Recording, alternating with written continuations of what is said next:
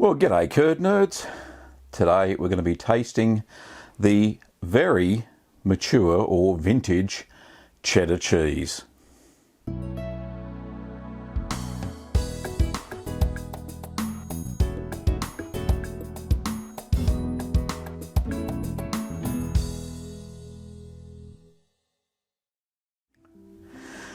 Well, as you can see here in front of me, I've got my cheddar cheese that I made back in early July in 2016. So this is officially 1 year old, so it's its first birthday.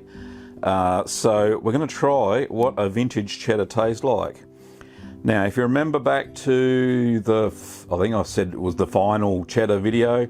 It's not really, nothing's ever final on this channel.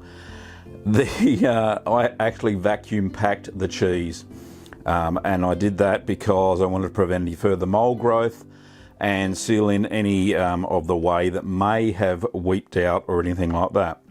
Now, there was hardly any whey around the cheese when I pulled it out of its wrapper, but the good thing is it's intact, and there is little mold growth. There are some fine crystals though around the cheese, which I believe is calcium and lactose, solidified lactose, which is a good thing. So anyway, so let's have a try of the cheese and see how it cuts and see how it crumbles. I apologise for the lack of table here. I'll have to do everything on my lap today.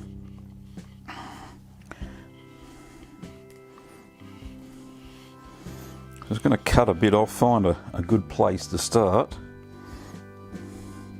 Now, it is quite crumbly. In fact, it's very crumbly. I suppose as a good vintage cheddar should be. There's certainly no issue with that. So it smells, well, it doesn't smell, there's no off smells or anything like that. So that's a good thing. So far, so good. Well, here goes, all in, we'll see what happens.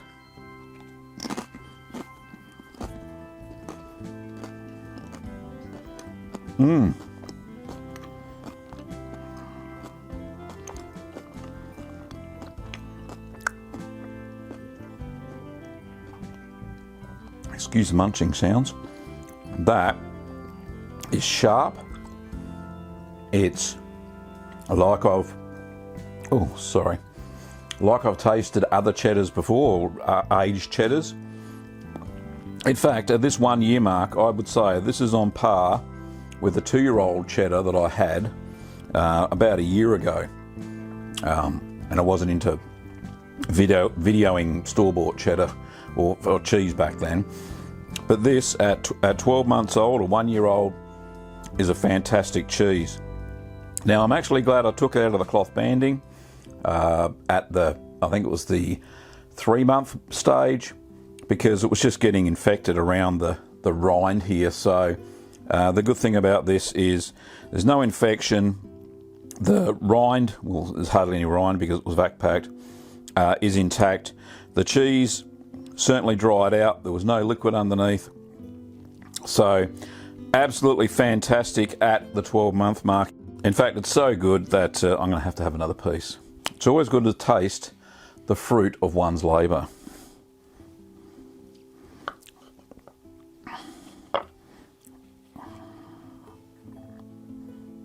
Yeah, super crumbly.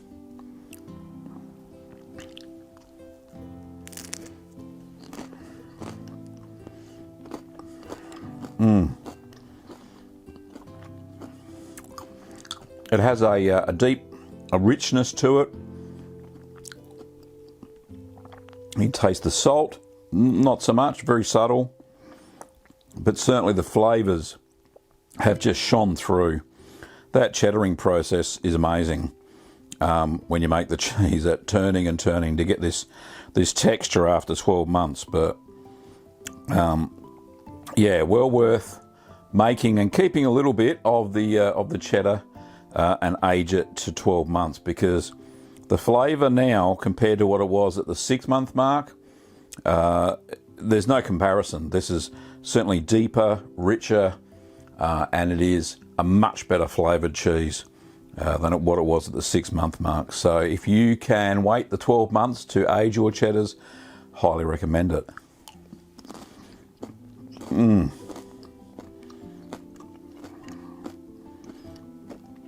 That's just, excuse me, gone past my expectations. I really didn't have too much hope for this cheese to improve in flavour, because I probably put about half a tablespoon too little salt into it.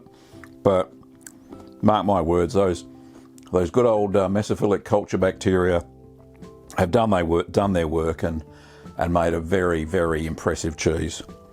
Anyway, I'm a bit hesitant to actually take any to work and share it with my colleagues, because this is so good. Now, I don't know about the meltability. It is quite high in fat content. Well, probably, yeah, it still would be. Look, I dare say it probably would melt. And as you can see, it does melt extremely well. Here's a toasted sandwich that my lovely wife Kim made me that has Branston pickles and the vintage cheddar cheese. It is absolutely delicious. For those cheese connoisseurs out there who follow the channel and know what I'm talking about, this cheese is just to die for. I think this is probably one of the best cheeses I've made in a very long time, and patience and aging are well worth it.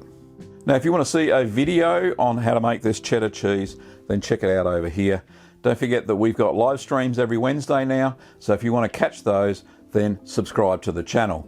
Don't forget that you can buy the kit to make this cheese, the hard cheese kit, over at littlegreenworkshops.com.au.